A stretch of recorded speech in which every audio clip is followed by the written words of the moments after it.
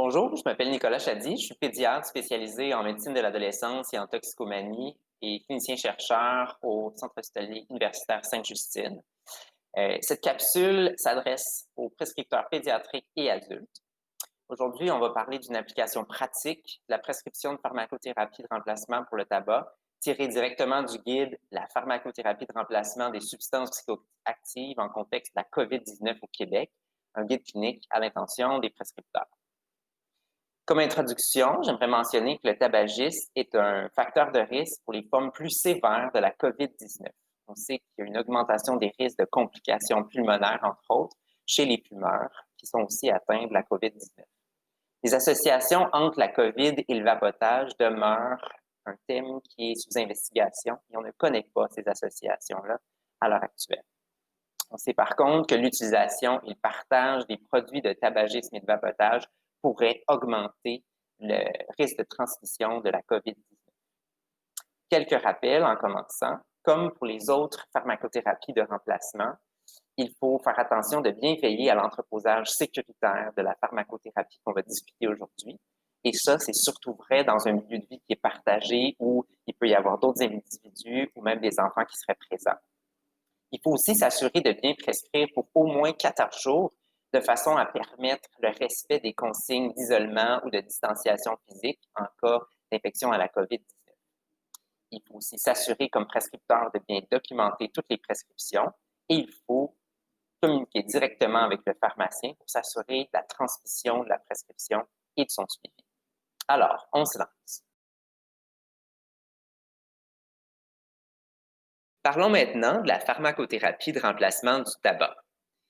Il faut savoir que la pharmacothérapie est d'autant plus efficace lorsqu'elle est combinée avec des approches comportementales, c'est-à-dire le counseling individuel, de groupe, ou même les méthodes d'appui par message texte ou via des sites Internet ou des ressources en ligne.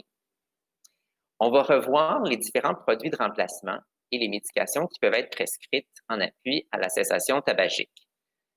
On peut retrouver une feuille d'ordonnance pré-rédigée, celle de l'hôpital Notre-Dame, dans le guide de pharmacothérapie de remplacement, en annexe. En termes généraux, au Québec, la RAMQ couvre 12 semaines de thérapie de remplacement de nicotine à chaque année pour ceux qui voudraient cesser. C'est recommandé que les prescripteurs prescrivent les 12 semaines au complet d'emblée.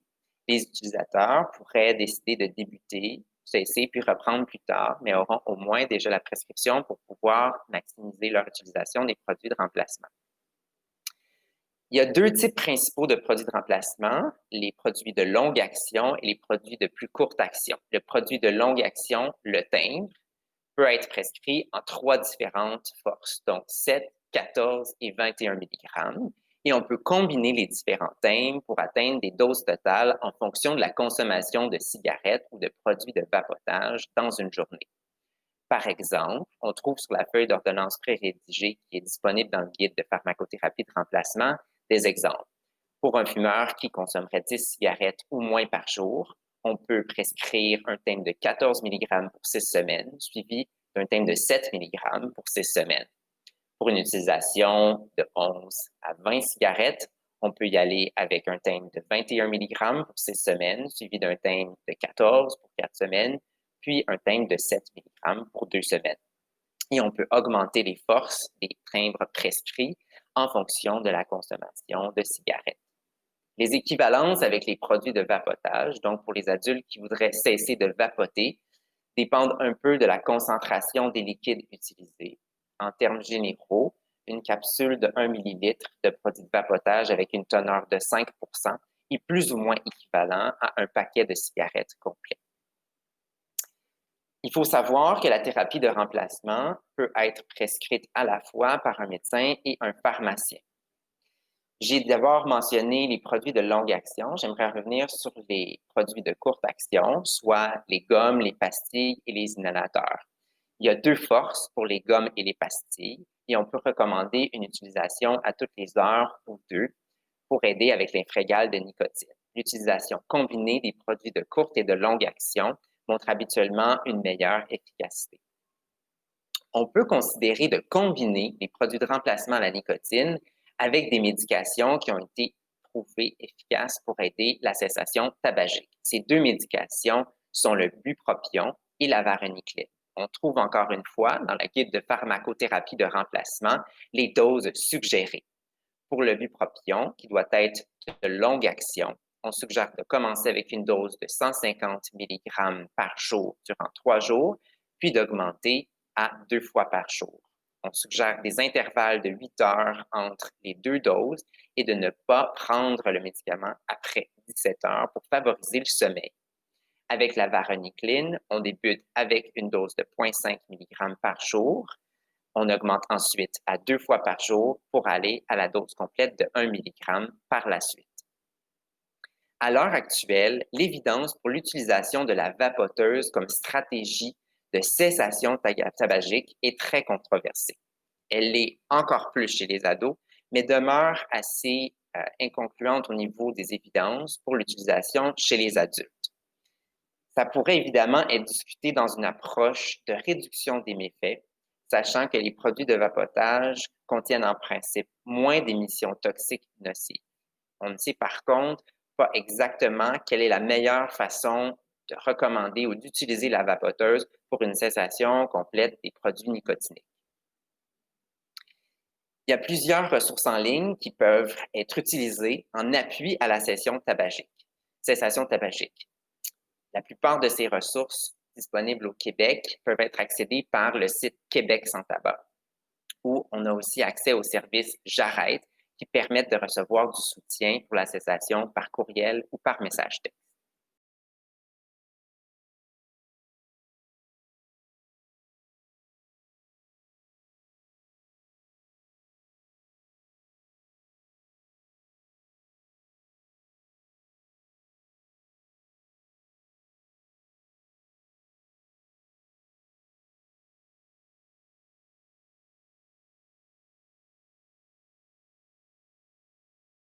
En tant que pédiatre, je pense que c'est important de mentionner quelques applications plus spécifiques pour la cessation tabagique chez les adolescents. On sait qu'en 2020, les ados vapotent maintenant beaucoup plus qu'ils fument la cigarette traditionnelle. La vapoteuse peut donner des quantités très élevées de nicotine et donc mener à la dépendance assez rapidement. On a discuté de la pertinence de combiner les approches pharmacologiques et comportementales chez les adultes. Ça s'applique également chez les adolescents, sachant que chez les ados, l'approche comportementale devrait être préconisée en première ligne. Je me permets aussi d'ajouter que l'implication de la famille ou d'adultes importants dans la vie d'un jeune peut faire une différence pour l'appui à la cessation tabagique. À l'heure actuelle, il est sécuritaire et recommandé d'utiliser et de prescrire les produits de remplacement à la nicotine, de même que le bupropion et la varenicline, chez les adolescents qui utiliseraient la cigarette ou les produits de vapotage sur une base régulière. C'est recommandé par la Société canadienne de pédiatrie et d'autres sociétés pédiatriques médicales. Comme chez les adultes, il est plus efficace d'utiliser à la fois un produit de longue action, soit le timbre, et des produits de courte action, soit la gomme et les pastilles, pour les ados avec une dépendance à la nicotine. On suggère, par contre, chez les ados, d'éviter les inhalateurs qui n'ont pas été démontrés efficaces. Je reviens encore sur le fait que la vapoteuse n'est pas un moyen de cessation tabagique efficace, chez les ados surtout. Ça pourrait mener à une augmentation de la dépendance à la nicotine et est associé avec une utilisation d'autres produits du tabac ainsi que d'autres substances.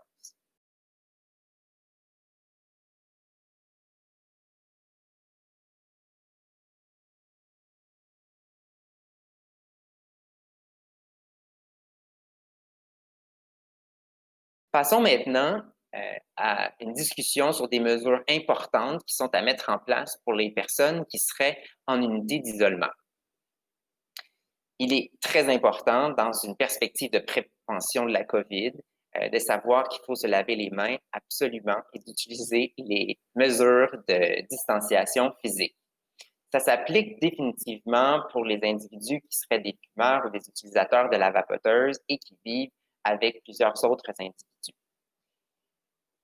En annexe 6 du guide de pharmacothérapie de remplacement, on trouve des recommandations spécifiques pour permettre aux individus d'accéder à leurs produits du tabac ou du vapotage de façon sécuritaire en respectant les mesures d'hygiène et de distanciation sociale.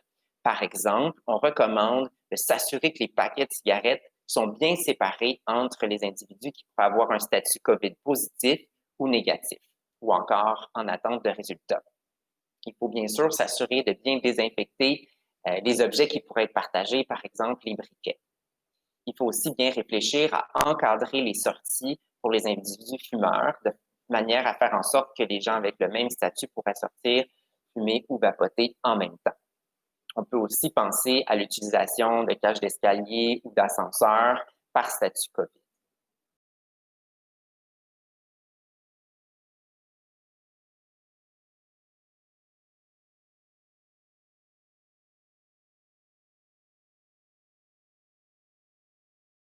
Pour conclure, j'aimerais rappeler l'importance d'individualiser l'approche de pharmacothérapie de remplacement à chaque patient.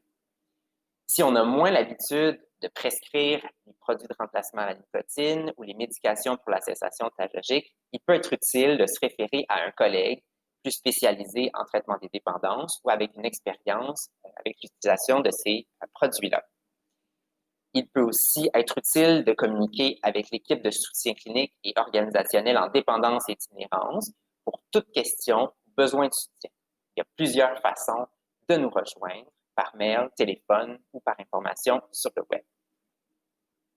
Merci pour votre attention en espérant que cette capsule vous a été utile.